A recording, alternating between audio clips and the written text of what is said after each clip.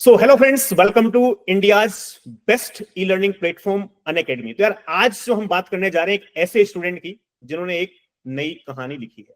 यार एक ऐसा स्टूडेंट जो कंप्यूटर साइंस से बीटेक नहीं है, बीटेक किसी दूसरी ब्रांच में है और गेट कंप्यूटर साइंस में लिखा और एक बेहतरीन रैंक 130 रैंक लेकर आया है, जिसका नाम है राहुल।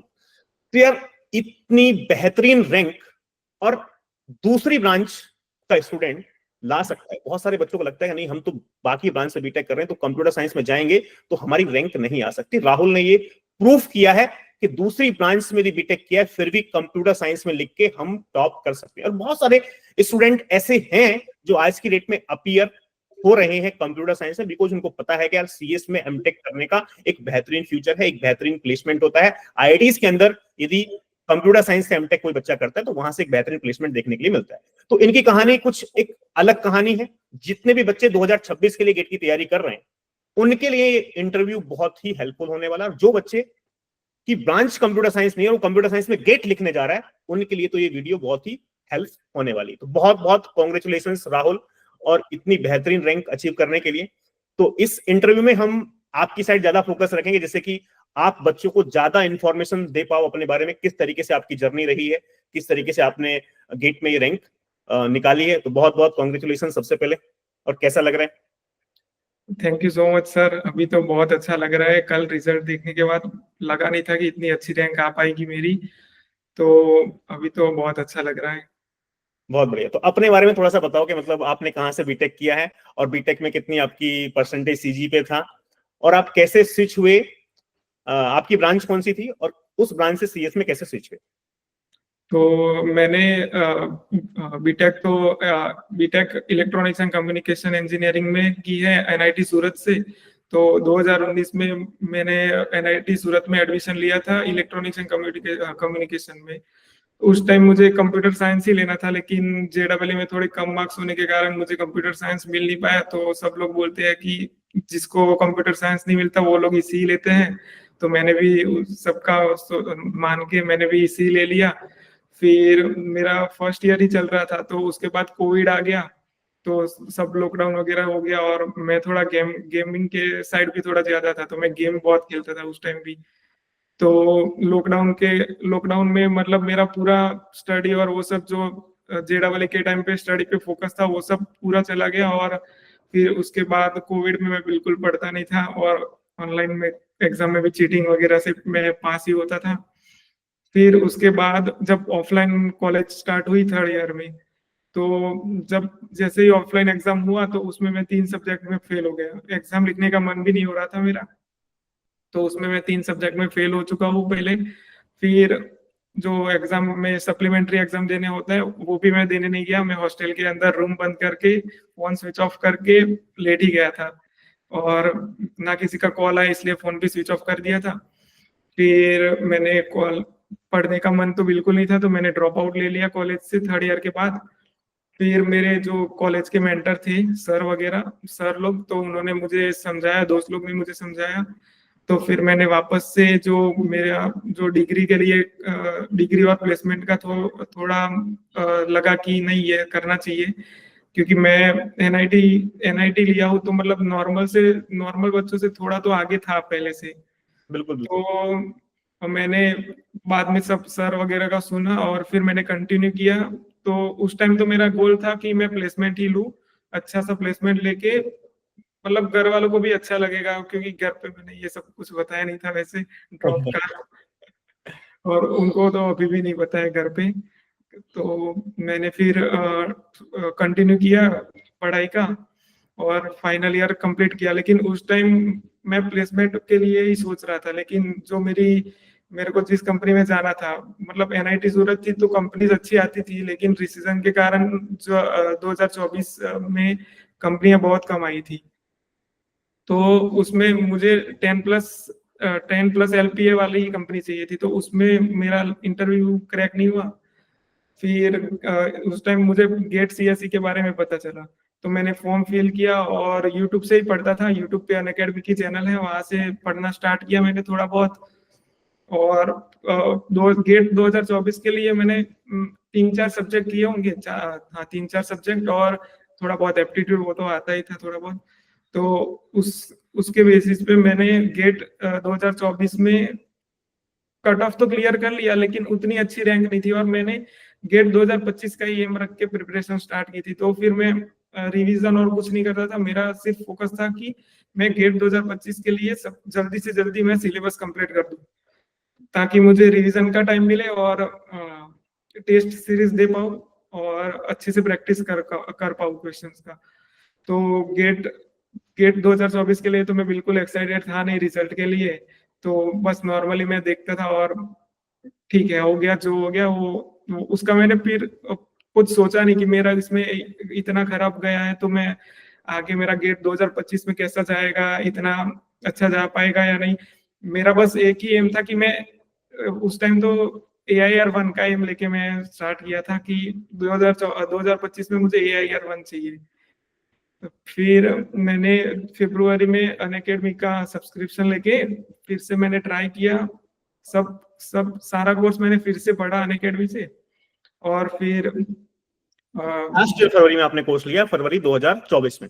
हाँ ओके, फरवरी 2024 में आपके 2024 का गेट देने के बाद आपने मन बना लिया कि इस बार मुझे एकदम कुछ नहीं सोचना है, रिजल्ट जो आता रहेगा बस हाँ, मुझे अभी से तैयारी करनी है। गेट खत्म होते ही रिस्पॉन्स आने से पहले ही, मतलब मेरी एक फ्रेंड है वो भी मुझे मतलब सपोर्ट करती थी वो, तो उसने बोला कि सेल्फ लर्निंग से अच्छा तो कोई प्लेटफॉर्म से सब्सक्रिप्शन लेके ज्यादा सही रहेगा, क्योंकि सेल्फ लर्निंग में यहाँ वहाँ कंटेंट ढूंढना रहता है, और फिर इससे अच्छा यहाँ पे एक वे में पूरा प्लानर और वो सब मिल जाता है। तो इस यहाँ से अनअकैडमी से मैंने सब्सक्रिप्शन लेके फिर प्रिपरेशन स्टार्ट करी।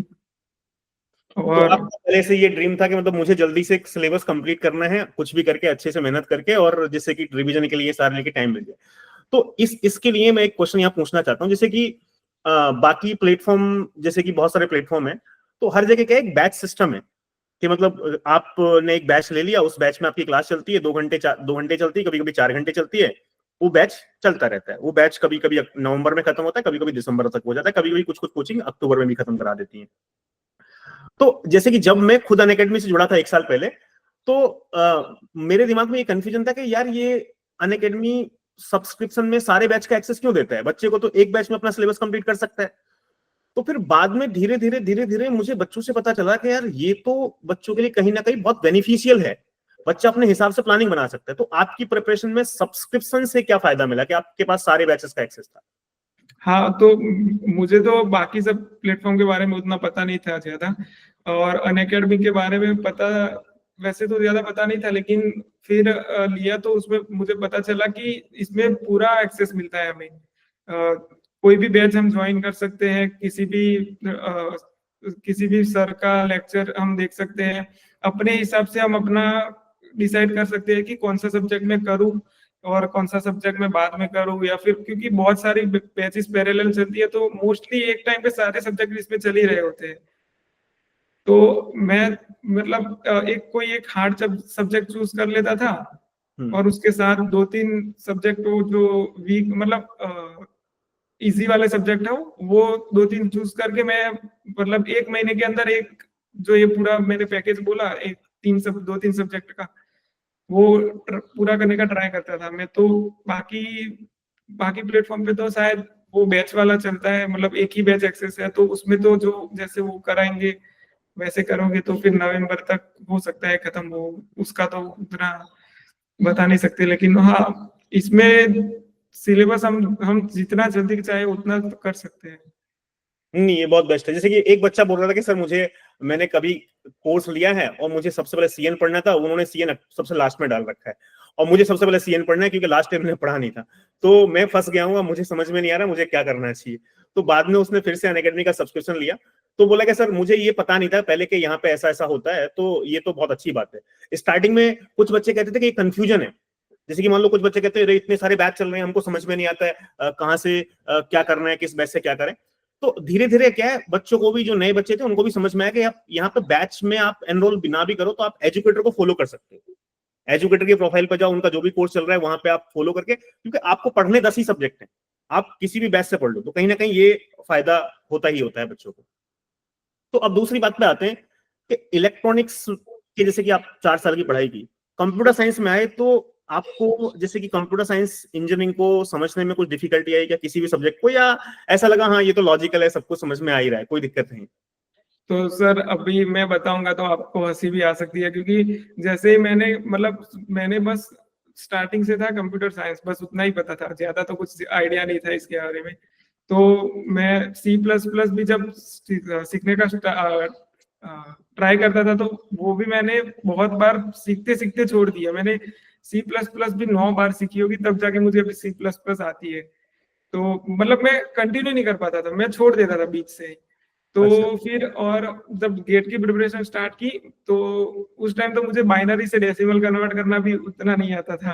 अभी अच्छा। तो हो गया है वो सब तो अभी, जैसे आप बताते थे कि नंबर देख के आप डेसिमल ही देखोगे अगर बाइनरी लिखा है तो भी, तो अभी तो ऐसा है। लेकिन स्टार्टिंग में तो मैं बाइनरी से डेसिमल भी कन्वर्ट नहीं कर पाता था, और फिर धीरे धीरे मैं पढ़ता गया, समझता गया, तो अभी तो मुझे डिजिटल लॉजिक हार्ड लगता है बाकी सब सब्जेक्ट से। डिजिटल लॉजिक जो कि सीएस वाले बच्चों के लिए सबसे आसान है कि भाई ये तो कोई बात उसमें भी मैंने बहुत सारी, डिजिटल लॉजिक में भी बहुत सारी चीजें मैंने छोड़ दी थी। वो मैं पढ़ा ही नहीं, काउंटर वगैरह और फ्लिप फ्लॉप वगैरह वो मैंने पढ़ा ही नहीं है गेट के लिए। अच्छा अच्छा। अब जैसे कि एक सब्जेक्ट कंप्यूटर नेटवर्क जो मैं पढ़ाता हूँ, तो कंप्यूटर नेटवर्क का बड़ा भ्रम बना हुआ है, बहुत सालों से बना हुआ था कि यार इतना डिफिकल्ट सब्जेक्ट है, यहाँ से तो सवाल बनते नहीं है और मतलब एक एवरेज बच्चे को तो समझ में नहीं आएगा। तो जैसे कि तुमने कोर्स पढ़ा तो तुमको कंप्यूटर नेटवर्क में कोई दिक्कत हुई? नहीं सर, वो तो आपकी राजा और वो राजू और रानी, हाँ उसकी कहानी से मतलब बहुत ही सही से समझ आ गया कंप्यूटर नेटवर्क। उसमें मतलब थोड़ा बहुत था कि आपने कुछ कुछ मतलब पीछे का तो उतना थोड़ा बहुत क्या बोलते हैं, मुझे लग रहा था कि आप ठीक से नहीं करवाया है। लेकिन फिर बाद में जब मैंने पढ़ा तो मुझे पता चला कि जो बुक में है वैसा ही है, बुक मतलब बुक से भी ज्यादा लगा और अच्छा लगा। तो फिर कंप्यूटर नेटवर्क्स भी मैंने भी आपको बहुत बार ग्रुप में बोला है, आपको भी पता होगा। तो फिर बाद में समझ आ गया कि नहीं, जितना कराया है वो बहुत है, मतलब उससे बिल्कुल ही दिक्कत नहीं हुई कंप्यूटर नेटवर्क्स में भी। बहुत बढ़िया। एक्चुअली कंप्यूटर नेटवर्क बहुत लेंदी सब्जेक्ट है, उसमें इतनी सारी चीजें हैं कि मतलब वो यदि कराने के चले जाओ तो कभी खत्म ही नहीं होगा उसका सिलेबस, बहुत सारी चीजें हैं, तो उसमें लिमिटेशन का ध्यान रखना होता है कि हम कितना लिमिट में कराएं। और इसके अलावा कोई सब्जेक्ट ऐसा कि जो सबसे आसान लगा हो आपको, सबसे मतलब जो यार यार ये तो बहुत ही आसान लगा है, मतलब मजा ही आ गया, कुछ दिक्कत ही नहीं हुई? और नहीं वैसे तो मतलब, डिफिकल्ट? वैसे मुझे सारे सब्जेक्ट इजी लगते हैं। वैसे तो देखा जाए तो डिजिटल लॉजिक को छोड़ के उसको मैं ज्यादा सोचता नहीं हूँ, ना मैं उसका रिवीजन करता था और ना मैं उसको पढ़ता था। वो बस थोड़ा बहुत जो आता था वही लेके मैं गेट देने चला गया था। बाकी बाकी सब्जेक्ट में मेरा फेवरेट तो है सीओए है। अच्छा, फेवरेट और स्टूडेंट। हाँ, बहुत सीओए बढ़िया। फेवरेट है सब्जेक्ट। हाँ, सीओए ईसी के बच्चे तो सीओए शायद आपने सेमेस्टर में भी पढ़ा होगा, सेमेस्टर एग्जाम में भी सीओए। हाँ लेकिन उस टाइम तो ऑनलाइन था तो कुछ आइडिया नहीं। हाँ, ऑनलाइन में वो बहुत सारे बच्चों का ये 1-2 साल ऑनलाइन रहा है ना, तो उसमें पता ही नहीं चला कॉलेज कैसे चला, सेमेस्टर एग्जाम कैसे हुए, क्या वही है। पढ़ा, कैसे पढ़ा। एक चीज और है कि जैसे कि कोई बच्चा है, उसको सिलेबस कब तक कंप्लीट कर लेना चाहिए, मतलब कि एक जो अंडर 100 रैंक टारगेट कर रहा है तो उसको कब तक सिलेबस कंप्लीट कर लेना चाहिए? मेरा जैसा मानना है तो अगस्त एंड तक तो कंप्लीट कर ही लेना चाहिए, ज्यादा से ज्यादा सितंबर। ज्यादा अगर ज्यादा। अगस्त से जल्दी होता है तो फिर तो बहुत अच्छा है, और सितंबर से बाद में हो रहा है तो फिर दिक्कत तो है कहीं ना कहीं पे। अब जैसे कि मान लो अभी बहुत सारे बच्चे हैं, जैसे कि कुछ का रिजल्ट आया है, अब बहुत सारे बच्चे कह रहे हैं कि सर अब जैसे कि इस बार 50 नंबर पे 4000 रैंक है, तो 4000 रैंक तक तो सब कुछ अच्छा खत्म हो जाएगा, टॉप आईआईटीज भी खत्म हो जाएंगे, टॉप एनआईटीज भी खत्म हो जाएंगे, इवन न्यू आईआईटीज भी और ओल्ड एनआईटीज भी खत्म हो जाएंगे। 4000 रैंक पे मतलब मुझे नहीं लगता कि कोई बहुत अच्छा बेहतरीन कॉलेज के अंदर बेहतरीन ब्रांच मिल सकती, या तो कॉलेज मिल जाएगा तो ब्रांच अच्छी नहीं मिलेगी।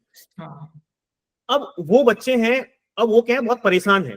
तो जैसे कि कल मैं सेशन ले रहा था, तो उन बच्चों को जब पता है पहले से, अभी भी वो काउंसलिंग में जाएंगे, फिर काउंसलिंग में 2-3 महीने वेस्ट करेंगे, फिर उसके बाद जब नहीं कोई कॉलेज मिलेगा फिर से बाद में 3 महीने बाद, 2 महीने बाद, अब जुलाई तक काउंसलिंग चलेगी ये तो और जुलाई तक वो काउंसलिंग में टाइम वेस्ट कर देंगे। तो उन बच्चों को क्या करना चाहिए, मतलब अभी एकदम क्लियर माइंडसेट के साथ कि यार मुझे ये बात, मेरा रिजल्ट जो आया है मुझे पता है कि मार्क्स कम है, उतने मार्क्स पे नहीं हो रहा है, फिर भी बच्चा एक होप में है।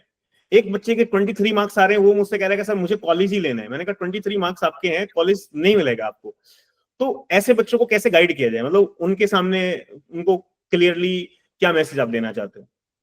मतलब मैं तो यही बोलूंगा कि अगर तुमने गेट स्टार्ट करने से पहले क्या सोचा था, जैसे तुम्हारा गोल था कि अंडर मतलब 100 रैंक लानी है या फिर कोई आईआईटी जाना है, तो इतने कम मतलब कम मार्क्स आ रहे हैं, आपको अच्छी कॉलेज मिलने का होप ही बहुत कम है, तो फिर कॉम्प्रोमाइज नहीं करना चाहिए। तुम अभी से प्रिपरेशन स्टार्ट कर दो। मतलब अभी से स्टार्ट कर दोगे तो अभी तो टाइम हुआ भी नहीं है, अभी सब लोग अभी स्टार्ट ही करेंगे। तो अभी से मतलब सारे सब्जेक्ट खत्म करना स्टार्ट कर दो, फिर धीरे धीरे अगस्त जब तक आईआईटी और एनआईटी का मतलब लेक्चर और वो सब स्टार्ट होंगे कॉलेज में, तब तक तो तुम्हारा सिलेबस भी कंप्लीट हो जाएगा। जैसे अगस्त जुलाई अगस्त में स्टार्ट होते हैं, तो तब तक तुम्हारा सिलेबस भी कंप्लीट हो जाएगा। तो बस जो उस टाइम पे तुम्हें बाकी तो तुम्हें मिल गया तो ठीक है, वहां पे जाके तुम एमटेक के साथ साथ रिवीजन कर लो और फिर से गेट देना तो वो दे दो। लेकिन अगर अभी से वहां उस टाइम के लिए वेट करोगे तो फिर बाकी सिलेबस कब करोगे, और फिर यही लूप में चलता रहेगा फिर सब नेक्स्ट जी ईयर भी यही लूप में। और मैं तो बोलता हूँ कि प्लेसमेंट भी, अगर तुम्हारा गोल प्लेसमेंट है तो उस साइड ज्यादा सोचो, या और गेट है तो प्लेसमेंट का उतना मत सोचो, क्योंकि गेट के सब्जेक्ट के साथ साथ प्लेसमेंट के सब्जेक्ट मतलब हो ही जाते हैं। और उसमें इंटरव्यू में भी गेट जो सब्जेक्ट का पूछेंगे और तुम्हारे पास गेट का नॉलेज होगा तो वहां पे भी क्रैक करने का चांसेस तो है ही। और वैसे गेट का गोल है तो फिर मतलब दोनों एक साथ तो होना बहुत कम ही लोग कर पाते हैं, मैं तो ऐसा बोलूंगा। बिल्कुल बिल्कुल। एक बच्चा था जिसने गेट की तैयारी की थी और बाद में उसने माइक्रोसॉफ्ट ने AWS का इंटरव्यू हुआ था, तो उसने वो कह रहा कि मैं इंटरव्यू इसी वजह से क्रैक कर पाया, मैं गेट की तैयारी नहीं करता तो मेरा नहीं होता, लेकिन वहां पे मैं गेट की तैयारी किया हुआ था तो मेरे कंसेप्ट बहुत स्ट्रांग थे, तो मैंने वो बहुत अच्छे से कर लिया और मेरा प्लेसमेंट भी अच्छा हो गया। तो गेट के साथ साथ कहीं ना कहीं बच्चों को प्लेसमेंट में तो काफी हेल्प होती ही होती है। इसका नेक्स्ट क्वेश्चन ये है कि बच्चों को रिवीजन कितनी बार करना चाहिए? जैसे कि बहुत सारे बच्चे पढ़ तो लेते हैं, सब कुछ पढ़ लिया लेकिन रिवाइज नहीं कर पाए, रिवाइज नहीं कर पाते तो दिक्कत होती है। तो कितनी बार बच्चों को रिवीजन करना चाहिए? अब रिवीजन फुल नोट से कितनी बार करना चाहिए? फिर दूसरा क्वेश्चन ये कि शॉर्ट नोट्स बनाने चाहिए कि नहीं बनाने चाहिए? बनाने चाहिए तो फिर उनसे कितनी बार रिवीजन करना चाहिए? मैं तो मतलब मेरा तो थोड़ा अलग था कि मैंने तो पहले पूरा सारा सिलेबस कंप्लीट किया, मैंने पीवाईक्यूज भी नहीं किए थे, मतलब करने तो चाहिए लेकिन मैंने नहीं किए थे, मैं बस पूरा लेक्चर ही देखता रहता था 2x में ही। तो फिर वो और लाइव देखता हूँ तो लाइव देखता था। और बाकी मैंने पहले मेरा पहला गोल था कि मैं पहले सारा सिलेबस कंप्लीट कर लूँ, और उसके बाद मैंने पीवाईक्यू स्टार्ट किए जब मेरा जुलाई में सबसे पहले बार सिलेबस कंप्लीट हो गया।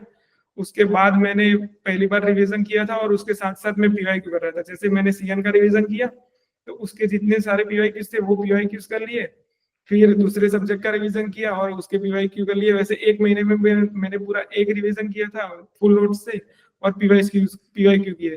फिर नेक्स्ट मंथ जब स्टार्ट हुआ तो मैंने फिर से उसी सीक्वेंस में रिवीजन स्टार्ट किया, जो जो सीक्वेंस में मैंने पहला रिवीजन किया था उसी सीक्वेंस में रिवीजन स्टार्ट किया। और इस बार मैं टेस्ट सीरीज देता था, पहली बार मैंने पीवाईक्यूज किए, अब इस बार मैं टेस्ट सीरीज देता था और रिवीजन करता था। तो मैंने टोटल 4 बार रिवीजन किया था फुल नोट्स से ही, मैं शॉर्ट नोट्स तो मैंने बनाए ही नहीं है, तो फुल नोट्स से ही मैं रिवीजन करता था। और लास्ट रिवीजन मैंने नवंबर में किया था। और मैं तो मतलब यही बोलूंगा कि जैसे रिवीजन कर रहे हो तो पूरा नोट्स लेके ऐसे पढ़ने का उस मतलब उसको रिवीजन नहीं बोलेंगे, वो तो फिर देखना ही बोलेंगे। तो मैं मतलब मैं ऐसे मानता हूँ कि रिवीजन करना है तो ऐसे जैसे कोई पागल बच्चा हो कि जो ऐसे ऐसे सोचता रहे, बस बैठ के ऐसे सोचे। जैसे मान लो कि मैं सीएन का रिवीजन कर रहा हूँ तो बस बैठा हूँ और फिर मैं सोच रहा हूँ कि जैसे क्लास ए होता है, क्लास बी होता है, क्लास सी, ये क्लास वगैरह हो गए, फिर इसमें क्या क्या इसकी रेंज क्या है, ये इसकी रेंज क्या है। तो बस मेरे पास नोट्स नहीं है, मैं ऐसे ही बैठा हूँ और बस दिमाग में चल रहा है कि ये सीएन में ये इस सीक्वेंस के बाद ये क्या आ रहा है, फिर सबनेटिंग आया उसके अंदर क्या क्या था, फिर सुपरनेटिंग, फिर वो एरर कंट्रोल, फिर आईपी एड्रेस का, फिर उसके बाद आईपी एड्रेस का आया, और फिर IPv4 आया, फिर टीसीपी। और वो मतलब ऐसे सीक्वेंस में पूरा चलता रहता है, नोट्स की जरूरत नहीं है रिवीजन के लिए। बस ऐसे दिमाग से तुम सोचोगे, ऐसे विजुलाइज करो, ऐसे पूरा हमारे सामने आ जाना चाहिए, और ऐसे मैं पढ़ रहा हूँ वैसे होना चाहिए। वैसे जैसे आईपी वो पैकेट क्या बोलते हैं, फॉर्मेट है, हाँ, तो पैकेट फॉर्मेट। हाँ वो मतलब मुझे याद नहीं है कैसे होता है, लेकिन अगर मैं उसको, कोई बोलेगा कि उसमें क्या कैसे कैसे होता है, तो मैं ऐसे बैठ के सोचूंगा ना, तो मुझे पूरा वो फॉर्मेट ऐसे दिख जाएगा अंदर ही अंदर। अंदर अंदर। तो ऐसे वहां पे हाँ, तो स्टार्टिंग में ये होता है, फिर ऐसे 3 वो 4 बाइट करके, तो ऐसा मैं ऐसे रिवीजन करना बाद में ज्यादा सही समझता हूँ हर एक सब्जेक्ट का। तो उससे क्या है कि हमें जो आता नहीं है वो तो हम नोट से देख लेंगे, और हाँ हमें जो आता है वो तो हम ऐसे दिमाग से मतलब सोच के, जैसे रात को सोते टाइम सोच लो, तो टाइम वेस्ट भी नहीं होता और रिवीजन भी हो जाता है। नहीं नहीं, ये बेस्ट है। मैं खुद ये फॉलो करता हूँ। जैसे कि मान लो मैं कभी कुछ नया कंसेप्ट पढ़ रहा हूँ, तो नया कंसेप्ट मैंने पढ़ा, तो फिर मैं बाद में रिवीजन के लिए कभी नोट्स नहीं, मैं सोचता हूँ कि हाँ यार अच्छा ये पढ़ा था, ऐसा ऐसा पढ़ा था, इसमें ये पढ़ा था, तो वो बेस्ट होता है सबसे। तो अब नोट्स सामने तो वो देखते रहेंगे तो वो कोई रिवीजन का कोई मतलब नहीं है। जो चीज भूल रहे हो आप फिर उसको देख लो। बहुत बढ़िया। और बात। मतलब सब चीज को रियल लाइफ से कनेक्ट करने का ट्राई करना चाहिए, तो क्या है कि ज्यादा सही से हो जाता है। हाँ, रियल लाइफ से कनेक्ट करने का, बिल्कुल बिल्कुल। और मॉक टेस्ट की बात की जाए तो कितने मॉक टेस्ट आपने लगाए होंगे करीब?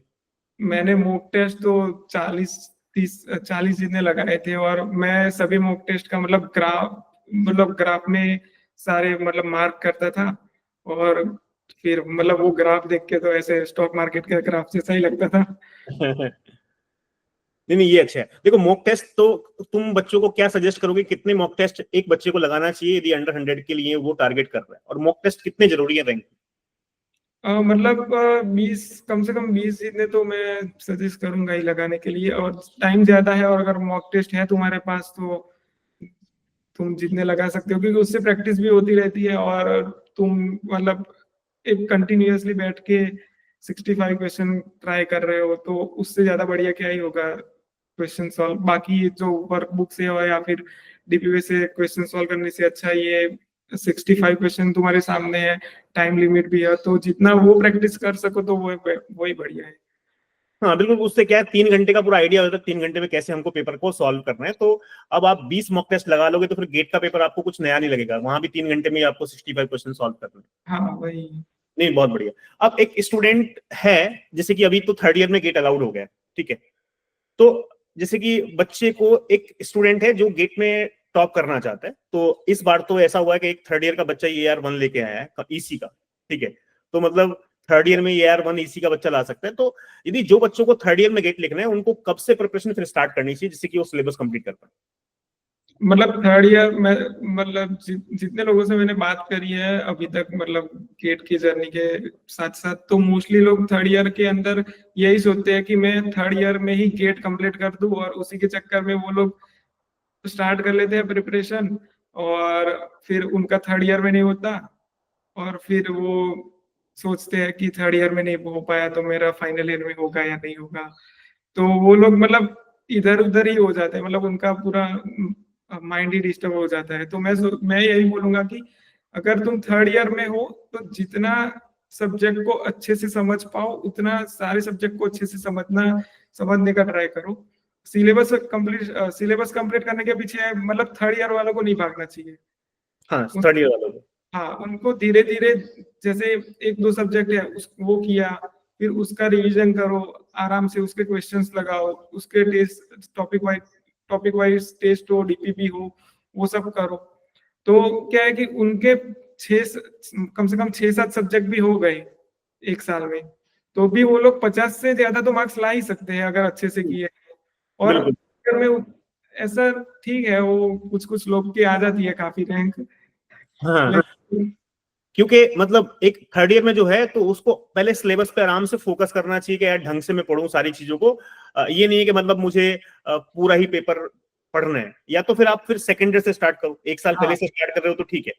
यदि आपको थर्ड ईयर में गेट में रैंक लानी है तो फिर आप तो सेकेंड ईयर से स्टार्ट कर दो, एक साल में अपना सिलेबस कंप्लीट करो, तो पहली बार में टॉप रैंक पॉसिबल।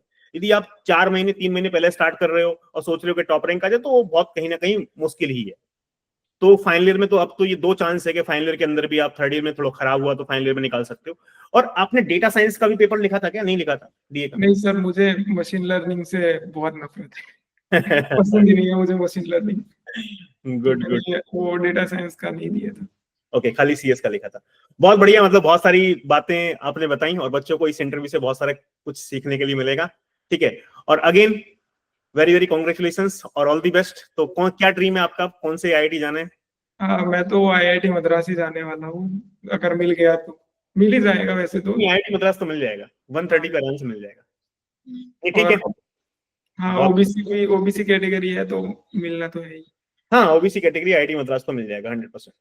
बाकी वहां पे जाके प्लेसमेंट का करना है। बाकी अभी मजे तो मैंने बीटेक में करके मुझे पता चल गया है कि मजे करने से कुछ नहीं होता, आगे फिर दिक्कत आती है। तो आईआईटी में जाके मजे तो नहीं करने हैं उतना, तो मैं अभी से सोच लिया है कि वहां पे जाके मैं मजे नहीं करूंगा, पहले प्लेसमेंट लूंगा, उसके बाद देखा जाएगा क्या होता है।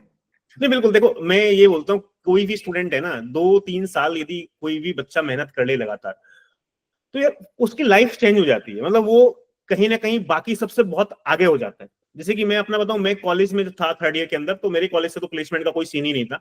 ऐसी सी कंपनी आती थी कि 20,000 से ऊपर की नौकरी नहीं देती थी। मेरा भी प्लेसमेंट हुआ उस टाइम 2010 की बात कर रहा हूँ, 16,000 रुपीज सैलरी थी, 16,000 रुपए डेल कंपनी में हुआ था।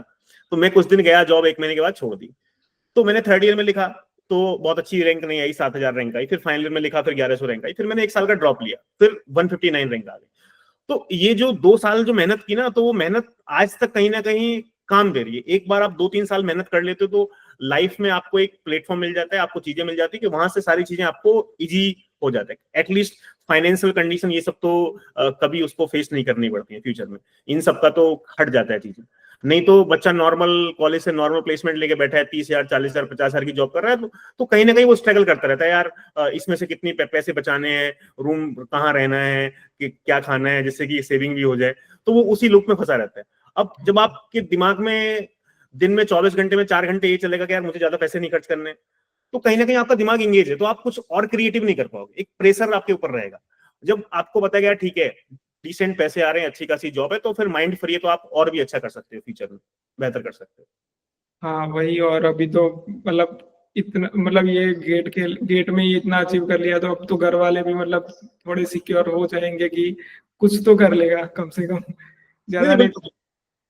और देखो वहां पे तो माहौल ही मिलेगा, वहां पे जो बच्चे होंगे उनके बीच जब आप आईआईटी में जाते हो ना, तो वहां पे एक अलग माहौल रहेगा। वहां पे साथ के जो बच्चे हैं, जो भी रैंकर्स होंगे, उनका भी ड्रीम है कि भाई हम भी प्लेसमेंट लेंगे।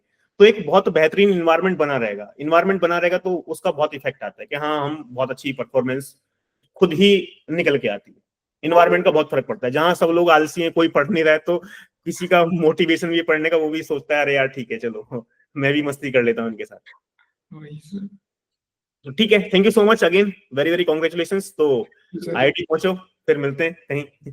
अरे मिलेंगे सर, आप आपसे मिलने तो आ जाएंगे, मतलब नोएडा में। ठीक है बिल्कुल मिलते हैं। रैंकर्स हमारा वो होगा रिकॉग्निशन प्रोग्राम, उसमें मिलते हैं। ठीक है सर, बिल्कुल।